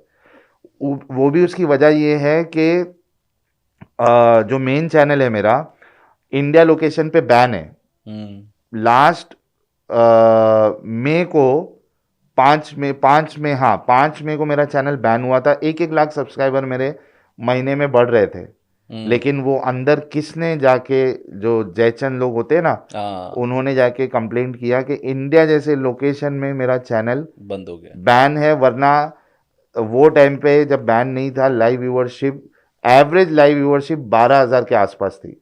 यानी जब मैं लाइव जाता था 12,000 लोग 1 घंटे के अंदर वो देखते थे, और जाते जाते भी 5 से 6,000 लोग, सुबह 4, 5, 6, पहले तो और लंबी होती थी स्ट्रीम, 10-10 घंटे की होती थी। अभी तो फिर भी हमने 6 घंटा, 6.5 घंटा, 7 घंटे की स्ट्रीम की है। तो लोग क्योंकि इंतज़ार करते हैं, इसी वजह से मैं कोशिश करता हूँ कि कोई भी लाइव मिस ना हो। इसी वजह से आज का आपने बोला तो मैंने बोला कि भाई फिर वो रुकना पड़ेगा मुझे, क्योंकि मैं रात की स्ट्रीम मिस नहीं कर सकता हूँ। अभी आज यहीं से लाइव स्ट्रीम करेंगे और कल आराम से फिर रिटर्न हो जाएंगे। चलिए, बहुत बहुत धन्यवाद एक बार फिर से साहिल भाई, आप आए। और मुझे लगता है मेरे पॉडकास्ट की मेरी कोशिश होती है कि वैल्यू एडिशन मिले। आज के पॉडकास्ट की मुझे लगता है वैल्यू एडिशन ये है कि इस्लाम, मैं भी बहुत ज़्यादा, क्योंकि मैं इस्लाम से नहीं आता इसलिए मैंने बहुत ज़्यादा पढ़ा नहीं, मैंने जितना सुना बस उतना ही सुना, बट बहुत ज़्यादा इन डिटेल मुझे पता लगा कुरान क्या कहता है, हदीस क्या कहता है, बाकी चीज़ें कैसे चल रही हैं। तो ये एक वैल्यू एडिशन जरूर है, चाहे वो नॉन मुस्लिम देख रहा हो या फिर मुस्लिम पॉडकास्ट देख रहा हो। तो थैंक यू इतने हमारे ज्ञान चक्षु खोलने के लिए। थैंक यू सर, और आपके सारे दर्शकों को मेरा सलाम, प्रणाम, नमस्ते, सत श्री अकाल। और हमारे मोमिन हजरात जो है उनसे रिक्वेस्ट है कि थोड़ा अकल खोले, मेरे को हेट करने के बजाय, मैं जो बातें कर रहा हूँ, मेरा चेहरा देखने के बजाय, मुझे धमकियाँ देने के बजाय, मुझे गालियाँ देने के बजाय, मैंने जो बातें की है वो सही की है या गलत की है, उसको जाके क्रॉस वेरीफाई करें। हमारी स्ट्रीम में जो बात बोलते हैं, अभी यहाँ क्या है कि हम पॉडकास्ट कर रहे हैं, इस वजह से मैं स्क्रीन पे दिखा नहीं सकता हूँ, वरना हम जब लाइव स्ट्रीम करते हैं तो कोई भी बात हम बिना रेफरेंस के बोलते ही नहीं है। तो अगर आपको ऐसा लग रहा है मैंने अभी जितनी बात की है उसमें से मैंने कुछ इस्लाम के ऐसी बात की जो इस्लाम में है नहीं, मेरी लाइव स्ट्रीम में ज्वाइन करिए, मुझे बताइए कि ये वाले टाइम स्टैम्प में आपने जो ये बोला था ये गलत बोला था। अगर मैं गलत रहूँगा मैं अपनी बात का सबूत दूंगा, अगर आप मुझे गलत साबित करेंगे मैं सॉरी बोल दूंगा और अपने आप को चेंज कर दूंगा पब्लिक प्लेटफॉर्म पे। तो हेट गाली मारने की धमकी देने के बजाय अकल का ताला जो लग चुका है आपके अंदर उसको खोलिए और खुले दिल से बातों को, खुले जहन से बातों को देखिए, चेक करिए, वेरीफाई करिए और इस गंदगी से निकलिए। थैंक यू सो मच आप लोगों का भी और तुषार जी का भी मुझे इनवाइट करने के लिए इस पॉडकास्ट के लिए। Thank you so much. Thank जय you. हिंद, वंदे मातरम।